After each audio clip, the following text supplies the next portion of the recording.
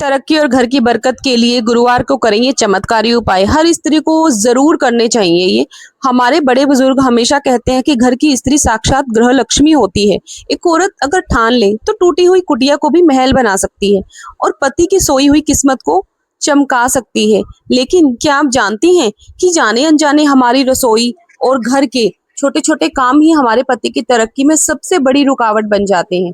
गुरुवार के दिन की गई एक छोटी सी गलती गुरु ग्रह को कमजोर कर सकती है, जिससे बनता हुआ काम बिगड़ने लगता है और घर में बीमारियां या कर्ज घेर लेते हैं। आज के इस वीडियो में हम गुरुवार के उन अत्यंत गोपनीय और आसान नियमों को जानेंगे, जिन्हें अगर आप आज से ही शुरू कर देते हैं तो 21 दिनों के अंदर आपके घर की नकारात्मकता खत्म होगी और पति के व्यापार या नौकरी में चमत्कारिक तरक्की दिखेगी।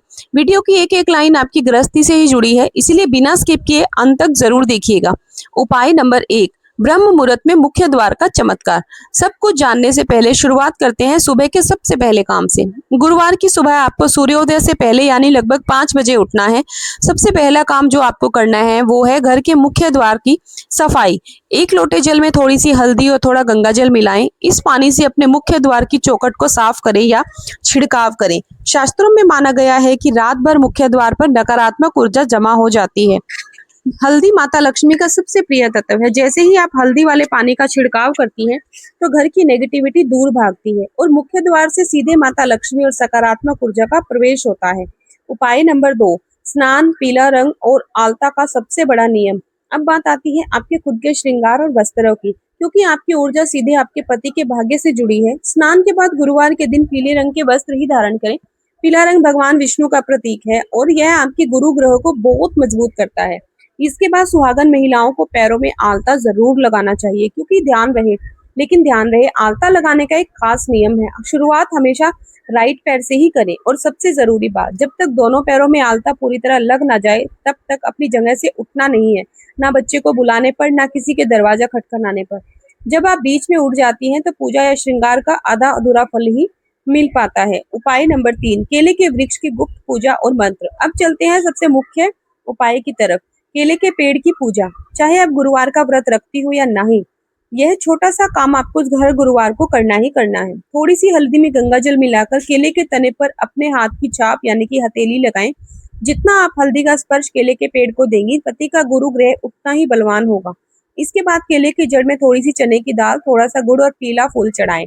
जल अर्पित करते समय इस सिद्ध मंत्र का जाप करें, ओम नमो भगवते वासुदेवाय या ओम कृष्णाय वासुदेवाय हरे परमात्मने प्रणतः कलशनाशाय गोविंदाय नमो नमः। यह छोटा सा नियम घर से दरिद्रता को उखाड़ फेंकता है। उपाय नंबर 4, रसोई प्रवेश और गैस चूल्हे की शुद्धि। पूजा पाठ के बाद जब आप अपनी रसोई में कदम रखती हैं तो वहां से आपके परिवार की सेहत और पति का भाग्य तय होता है। रात में भले ही आपने चूल्हा कितना भी साफ किया हो, सुबह खाना पकाने से पहले गैस चूल्हे पर हल्दी का थोड़ा सा छिड़काव करें और कपड़े से पोंछ लें। इसके बाद चूल्हे पर हल्दी, कुमकुम और अक्षत लगाकर प्रणाम करें, क्योंकि चूल्हा अग्निदेव का रूप है। जो स्त्री सुबह रसोई में अग्निदेव और माता अन्नपूर्णा का ध्यान करके खाना बनाती है, उसके घर में अन्न और धन के भंडार कभी खाली नहीं होते और परिवार के सदस्य बीमारियों से बचे रहते हैं।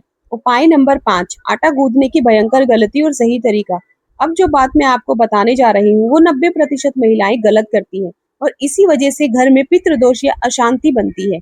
जब आप रोटी के लिए आटा गूंदें तो उसमें 1 चुटकी हल्दी और 1-2 चम्मच कच्चा या उबला दूध जरूर डालें। इससे गुरुवार का प्रभाव कई गुना बढ़ जाता है। लेकिन सबसे बड़ी गलती, आटा गूंदने के बाद महिलाएं गोल मटोल लोई बनाकर रख देती हैं। शास्त्रों के अनुसार आटे की गोल लोई पिंड का रूप होती है, जो स्वर्गवासी आत्माओं के लिए रखी जाती है। अगर आप ऐसा आटा रखती हैं तो उस भोजन का असर नकारात्मक हो जाता है। इसीलिए आटा गूंदते ही उस पर अपनी उंगलियों के निशान जरूर बना दें। अगर बचा हुआ आटा फ्रिज में रख रही हैं तब भी उंगलियों का निशान लगाना ना भूलें। उपाय नंबर 6, पहली रोटी का रहस्य और तवे का नियम। खाना बनाते समय पहली रोटी हमेशा गौ माता की निकालें। गुरुवार के दिन इस रोटी पर थोड़ा सा गुड़ रखकर अगर आप या आपके पति गाय को खिलाते हैं तो बड़े से बड़ा संकट टल जाता है।